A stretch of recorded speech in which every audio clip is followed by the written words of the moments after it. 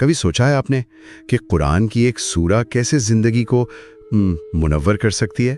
جی، اور جو کچھ آپ یہاں سنیں گے وہ صرف تفسیر نہیں ہے، یہ ایک روشنی ہو سکتی ہے جو سیدھا دل میں اترے۔ ہم آدھی اور دی ہیں، اور یہ آپ کا سفر ہے 8 بٹ مفید معلومات کے ساتھ۔ اللہ کی کتاب کے ساتھ ہمارے اس سفر میں خوش آمدید۔ ہم قدم بقدم چلیں گے، آسان زبان میں اور دل کی گہرائیوں سے بات کریں گے۔ ہاں، اور یوٹیوب چینل کو سبسکرائب کرنا اور وہ جو گھنٹی ہے اسے دبانا نہ بھولیں تاکہ نئی قسطیں فوراً مل جائیں۔ بالکل، ہم اس سفر میں سورہ بسورہ آگے بڑھیں گے، روحانی باتیں، زندگی سے مثالیں اور وہ غور و فکر جو روزمرہ زندگی میں کچھ معنی تلاش کرنے میں مدد دے، ہے نا؟ جی، تو آج ہم بات کر رہے ہیں سورہ الجاسیہ کی۔ یہ 45ویں سورہ ہے مکی دور کی۔ اس کا نام الجاسیہ آیت 28 سے ہے، جہاں وہ منظر کشی ہے کہ قیامت کے دن سب گھٹنوں کے بل جھکے ہوں گے۔ بڑا طاقتور تصور ہے یہ۔ بے شک، بہت۔ سورہ شروع ہوتی ہے حامیم سے، حروف مقطعات۔ ان کا اصل مطلب تو اللہ ہی جانتا ہے، مگر یہ قرآن کی عظمت کی طرف اشارہ ہے، اور فوراً بعد ہی فرمایا کہ یہ کتاب اللہ کی طرف سے ہے جو غالب ہے، حکمت والا ہے۔ اور پھر فوراً ہی جیسے آپ نے کہا، کائنات پر غور کی دعوت ہے۔ آسمان، زمین، خود انسان کی تخلیق، جانور، رات دن کا آنا جانا، بارش، ہوائیں، یہ سب نشانیاں کن لوگوں کے لیے ہیں؟ جی، یہ نشانیاں ہیں ایمان لانے والوں کے لیے، یقین رکھنے والوں کے لیے، اور خاص طور پر جو اپنی عقل استعمال کرتے ہیں۔ یعنی پیغام صاف ہے کہ بھئی اپنے ارد گرد دیکھو، سوچو تو سچائی سمجھ آئے گی۔ لیکن سب تو نہیں مانتے نا۔ آیات 6 سے 11 میں ان کا ذکر ہے جو سن کر بھی تکبر کرتے ہیں، کویا سنا ہی نہیں۔ ان کے لیے ایک خاص لفظ ہے افاق۔ اس کا کیا مطلب ہے؟ افاق کا مطلب ہے وہ جو بہت جھوٹا ہو، خود فریبی میں مبتلا، گناہ دار، جو حق بات سن کر بھی منہ موڑ لے، تو ان کے لیے دردناک عذاب کی خبر ہے۔ اور جو آیات کا مذاق اڑاتے ہیں ان کے لیے رجز کا ذکر ہے، یعنی سخت ناپاک قسم کا عذاب۔ بہت سخت تنبیہ ہے یہ۔ صحیح۔ اتنی سخت تنبیہ کے فوراً بعد اللہ تعالیٰ اپنی نعمتیں یاد دلا رہا ہے۔ سمندر کا تابع ہونا، آسمان و زمین کی چیزوں کا انسان کے لیے کام میں آنا۔ یہ مسخر یا تابع ہونے کا کیا مطلب ہے یہاں؟ اس کا مطلب ہے کہ اللہ نے انسان کو وہ ذہنی، وہ تخلیقی صلاحیت دی ہے کہ وہ ان قدرتی چیزوں کو، ان وسائل کو اپنے فائدے کے لیے استعمال کر سکے۔ یہ بھی اصل میں سوچنے والوں کے لیے نشانیاں ہیں، اور یہ کہ ہمیں شکر گزار ہونا چاہیے۔ پھر ایک بہت ہی اہم سماجی ہدایت آتی ہے۔ ایمان والوں سے کہا گیا ہے کہ ان لوگوں کو معاف کر دیں جو اللہ کے دنوں یعنی یوم حساب کی امید نہیں رکھتے۔ یہ تھوڑا مشکل نہیں لگتا عملی طور پر؟ دیکھیں، یہ دراصل معاشرے میں عام قائم رکھنے اور اپنی ذاتی روحانی بلندی کے لیے ہے۔ حساب کتاب تو اللہ کے ہاتھ میں ہے، وہ خود بدلا دے گا۔ ہمارا کام منفی باتوں میں الجھنا نہیں بلکہ مثبت رہنا ہے۔ نیکی کریں گے تو اپنے لیے، برائی کریں گے تو اپنے نقصان میں۔ ٹھیک۔ آگے بنی اسرائیل کا بھی ذکر ہے کہ ان کو علم ملا، سب کچھ ملا، لیکن پھر بھی وہ آپس کی ضد کی وجہ سے اختلاف میں پڑ گئے۔ اس میں ہمارے لیے کیا سبق ہے؟ سبق بہت واضح ہے کہ صرف علم ہونا کافی نہیں ہے۔ اگر ساتھ میں ضد ہو، حسد ہو، تفرقہ ہو، تو وہی علم گمراہی کا سبب بن سکتا ہے۔ اصل چیز حق پرستی اور اتحاد ہے۔ اور پھر نبی کریم صلی اللہ علیہ وسلم کو خاص طور پر حکم دیا جا رہا ہے کہ آپ شریعت پر چلیں اور ان کی خواہشات کی پیروی نہ کریں جو علم نہیں رکھتے۔ یہ تو آج بھی اتنا ہی اہم ہے نا؟ خاص طور پر یہ جو اپنی خواہشات کو خدا بنانے کا رجحان ہے۔ یقیناً آیت 23 میں تو بالکل صاف کہا ہے کہ کیا اسے دیکھا جو اپنی خواہش کو اپنا معبود بنا لیتا ہے اور اللہ اسے علم ہونے کے باوجود گمراہ کر دیتا ہے۔ کانوں پر، دل پر مہر، آنکھوں پر پردہ، یہ بہت ہی خطرناک کیفیت ہے۔ سورہ کا ایک بڑا حصہ پھر قیامت اور حساب کتاب پر ہے۔ وہ لوگ جو کہتے تھے کہ بس یہی دنیا کی زندگی ہے، زمانہ ہمیں مار دیتا ہے، ان کی کیا دلیل ہوتی تھی جب قرآن کی آیتیں سنائی جاتی؟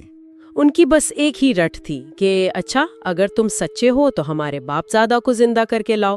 یعنی پوری طرح مادیت پرستی اور ماضی میں اٹکے ہوئے، قرآن انہیں یاد دلاتا ہے کہ زندگی اور موت اللہ ہی دیتا ہے اور وہی قیامت میں سب کو جمع کرے گا، اور اس دن المبتلون یعنی وہ جو حق کو باطل کہتے تھے، جھٹلاتے تھے، وہ سخت خسارے میں ہوں گے۔ وہ منظر جب سب گھٹنوں کے بل گرے ہوں گے، اپنے نامہ اعمال کا انتظار کر رہے ہوں گے۔ اور انجام بالکل واضح بتا دیا گیا ہے۔ ایمان والے اللہ کی رحمت میں کامیاب، اور کافروں سے کہا جائے گا تم نے تکبر کیا تھا، میری آیات کا مذاق اڑایا تھا، دنیا کی زندگی نے تمہیں دھوکہ دیا تھا، آج ہم تمہیں بھلا دیں گے۔ جی، یہ بھول جانا بہت گہری بات ہے۔ جیسے انہوں نے اللہ کے اس دن کی ملاقات کو بھلایا، اللہ انہیں اس دن بھلا دے گا۔ سورے کا اختتام پھر اللہ کی حمد و ثنا پر ہوتا ہے۔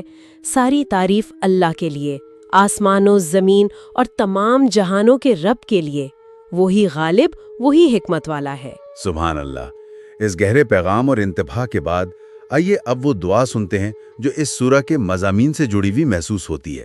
اے اللہ، آسمانوں اور زمین کے رب، تمام جہانوں کے پالنے والے، جس نے سمندر کو مسخر کیا تاکہ ہم اس کا رزق تلاش کریں، اور جس نے آسمانوں اور زمین کی ہر چیز کو انسانیت کی خدمت میں لگا دیا، ہم عاجز دلوں کے ساتھ تیرے حضور سجدہ ریز ہیں۔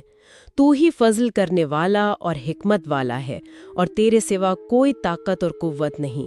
رات اور دن کے ہر تغیر میں، ہر چلتی ہوا میں اور بارش کے ہر گرتے قطرے میں ہم غور و فکر کرنے والوں کے لیے تیری نشانیاں دیکھتے ہیں۔ ہمیں وہ آنکھیں عطا فرما جو دیکھ سکیں، وہ کان جو سن سکیں، اور وہ دل جو تیرے پیغام کو سمجھ سکیں۔ ہم سے وہ تکبر دور فرما جو ہمیں سچائی سے دور کرتا ہے، اور ہمیں ان لوگوں میں شامل فرما جو تیرا کلام سنتے ہیں اور خلوص نیت سے اس کی پیروی کرتے ہیں۔ تعریف تیرے لیے ہے جس نے ہمیں سیدھے راستے کی ہدایت دی اور قرآن کو روشنی اور رحمت بنا کر عطا کیا۔ اے اللہ، ہمیں ان لوگوں میں سے نہ ہونے دیں جو اپنی خواہشات کو اپنا معبود بنا لیتے ہیں، اور نہ ان میں سے جو اس دن کو بھول جاتے ہیں جب تمام امتیں تیرے حضور گھٹنوں کے بل جھکی ہوں گی۔ ہمیں کفر کرنے والوں کو معاف کرنے کی طاقت عطا فرما، یہ یاد رکھتے ہوئے کہ حتمی فیصلہ تیرے ہی اختیار میں ہے۔ ہمارے قدموں کو سچائی کے راستے پر ثابت رکھ، اور ہمیں اپنی نشانیوں کا مذاق اڑانے سے محفوظ رکھ۔ ہم ان لوگوں میں سے نہ ہوں جو قیامت کی حقیقت کے بارے میں محض گمان کرتے ہیں، بلکہ ہم ہر دن تیرے وعدے کے یقین کے ساتھ گزاریں۔ ہمیں یاد دلا کہ ہر انصاف کا عمل ہمارے اپنے فائدے کے لیے ہے، اور ہر ناانصافی کا عمل صرف ہمیں ہی نقصان پہنچاتا ہے۔ اے رب، ہمارے دلوں کو ہدایت دینے کے بعد ٹیڑھا نہ ہونے دے، اور ہمیں اپنی رحمت عطا فرما۔ بے شک تو سب سے بڑا عطا کرنے والا ہے۔ اے مہربان، اس دن جب اعمال نامے کھولے جائیں گے اور کوئی عمل پوشیدہ نہیں رہے گا، ہمیں ان لوگوں میں شامل فرما جو تیری رحمت حاصل کریں گے اور کھلی کامیابی میں داخل کیے جائیں گے۔ جب متکبرین کو بھلا دیا جائے گا جیسا کہ انہوں نے اس دن کو بھلا دیا تھا، ہمیں ان لوگوں میں شامل فرما جنہیں یاد رکھا جائے گا، تیری رحمت کے سائے میں محفوظ رکھا جائے گا۔ اس لمحے جب تمام دنیاوی طاقت ختم ہو جائے گی اور تمام شان و شوکت صرف تیری ہی ہوگی، ہمیں کامیاب ہونے والوں میں شمار فرما، نہ کہ نقصان اٹھانے والوں میں۔ ہمیں آزمائشوں میں صبر، نعمتوں میں شکر اور ایمان میں ثابت قدمی عطا فرما، یہاں تک کہ آخری بلاوا ہم تک پہنچ جائے۔ تعریف تیرے لیے ہے آسمان و زمین کے رب، وہ ذات جس کے لیے تمام عظمت اور قدرت ہے۔ اس دعا کو قبول فرما جس طرح تو سچی توبہ قبول کرتا ہے، اور ہمیں ان لوگوں میں لکھ دے جن پر اس دن رحمت کی نظر کی جائے گی جب کوئی تیری اجازت کے بغیر شفاعت نہیں کر سکے گا۔ آمین۔ آمین۔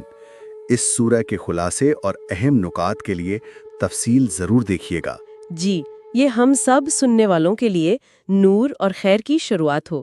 آئیے اس بابرکت سورہ کے ساتھ اپنا سفر جاری رکھتے ہیں۔ اور جاتے جاتے یہ سوال چھوڑ جاتے ہیں کہ ہم اپنے روزمرہ کے فیصلوں میں کتنی بار اس آخری دن کے حساب کو واقعی ذہن میں رکھتے ہیں۔